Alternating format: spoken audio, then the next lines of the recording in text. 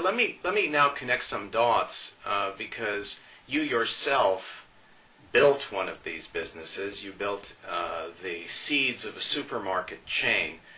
And I want to segue into that experience by, first of all, asking how much of the donor money that we've seen over the last decade has found its way into private businesses. This is a sore spot, to be honest with you. As you're well aware, our economy is heavily influenced with donor monies that come into all the different sectors. Sadly, donors are not conducive to working with the private sector. It's very difficult for them to choose and find mechanisms of how to invest in various companies' activities.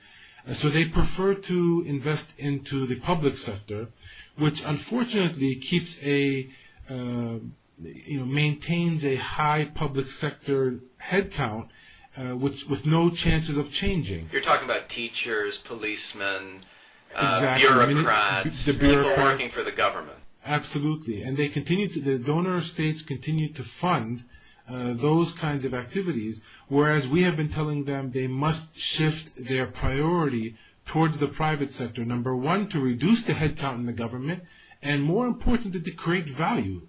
Bureaucrats don't create value. Private sector creates value.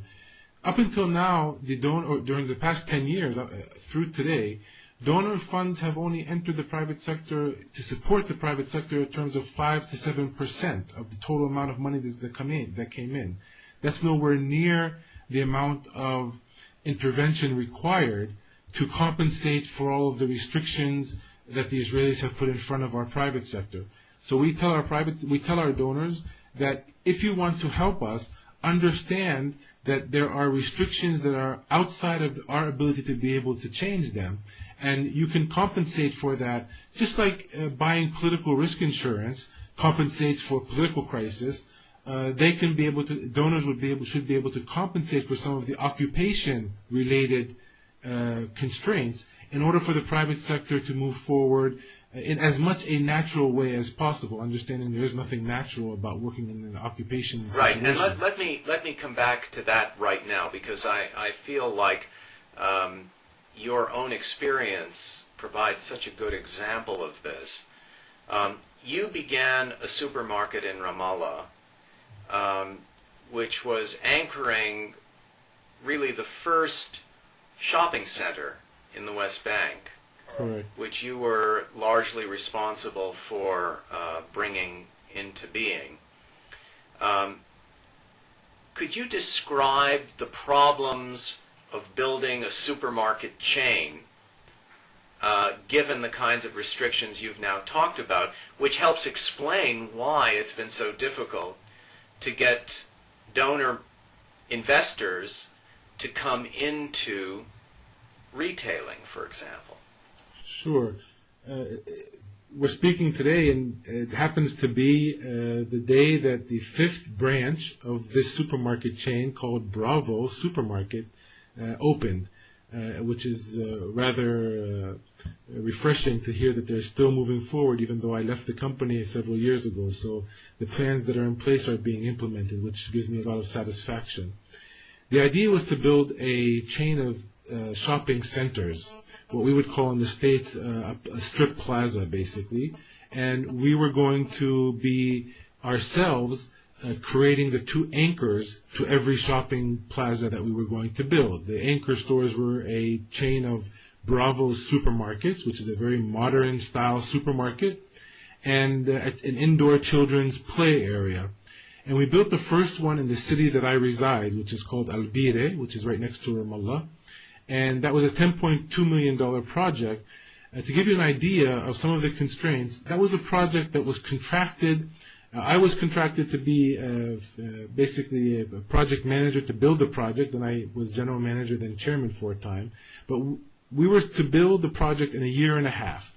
And that was the agreement with the contractors, and that was the owner's agreements with me. That year and a half turned out to be a 5-year challenge of a lifetime. In any normal circumstances, no investor would accept a year and a half project to drag on for 5 years and remain committed to it.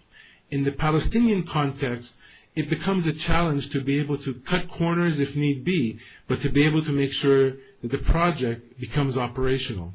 So we were able to bring it up and start working, even though we had at several times during building this project, which was 2001, 2002 mainly, we had the Israeli army inside the project.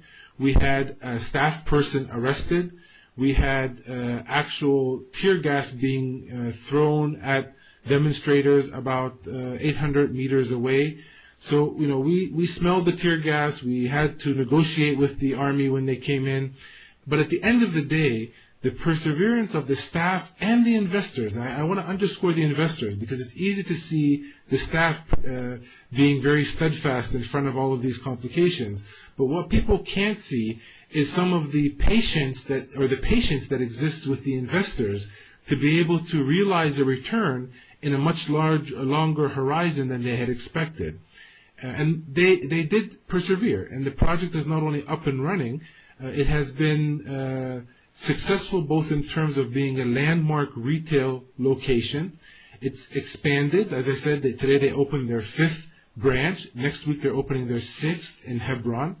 And it hires over, I guess now, around 500 people. When I was there, it was around 250.